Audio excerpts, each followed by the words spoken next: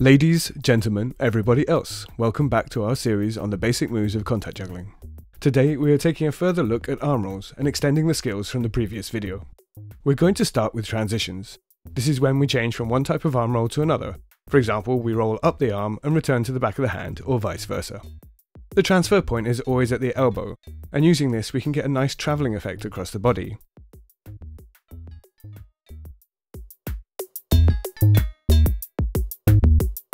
When expanding this to both arms, I find it looks best to mirror the arms as they change position, in order to keep the overall silhouette symmetrical.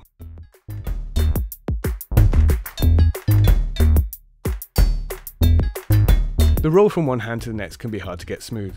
If you find the ball stopping, you can keep your hand moving instead to maintain the sideways motion until it gets to the next hand.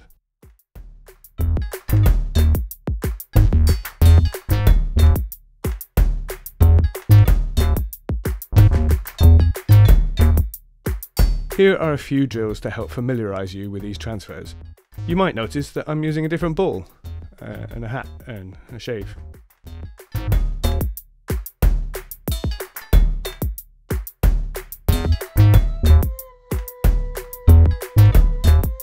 A fun variation of these transfers uses this movement but keeps the ball on the back of your arm, the back-to-back transition.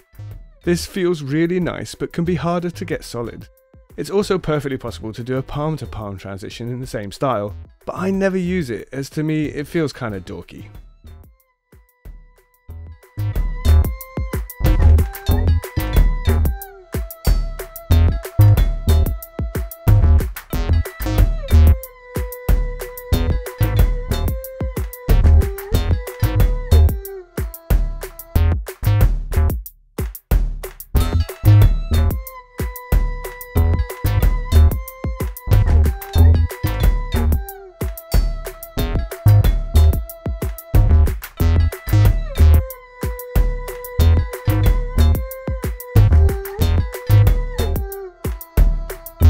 We're now going to introduce a new type of arm roll I would call an elbow roll, or perhaps a three-pointer, as the arm position is similar to the one used to shoot basketballs.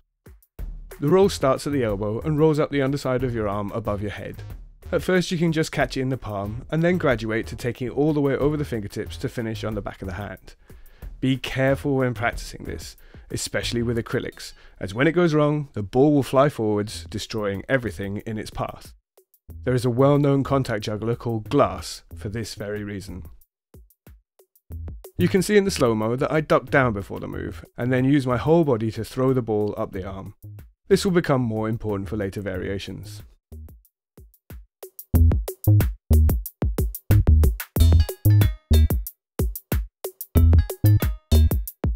The opposite of this movement starts with the arm above your head and parallel with your shoulders.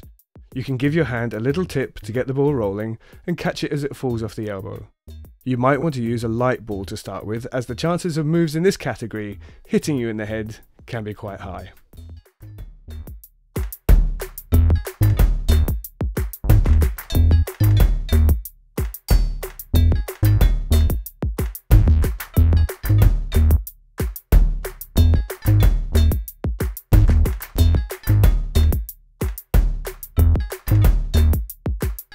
As with other arm rolls, this can be transferred at the elbow. In this example, we are transferring from the palm, down the elbow and along to the back of the hand. In the slow-mo, we can see that when the ball gets to the elbow, it stops and drops almost vertically as the arm rotates, before rolling back along the arm. This movement can of course be reversed.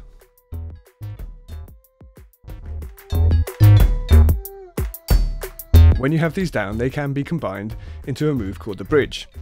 The transition from the back of the arm to elbow can be pretty hard, and this is where the whole body movement comes in.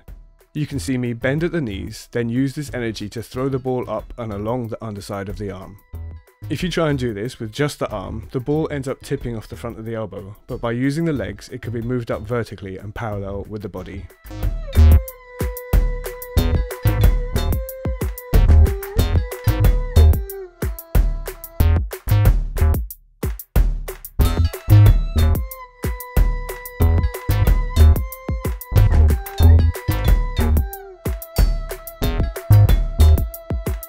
You don't have to transfer to the back of the hand.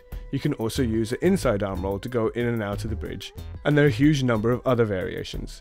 If you have any suggestions, I'd love to hear them in the comments.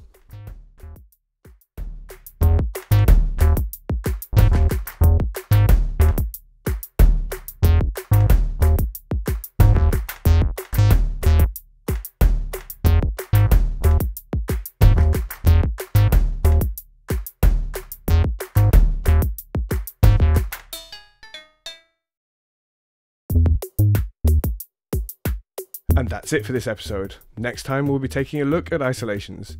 If you're enjoying this content or finding it useful, then hitting those like and subscribe buttons really helps the channel out. We make films about all things circus, not just tutorials, so check out some of our other videos. Thanks for watching and happy practicing.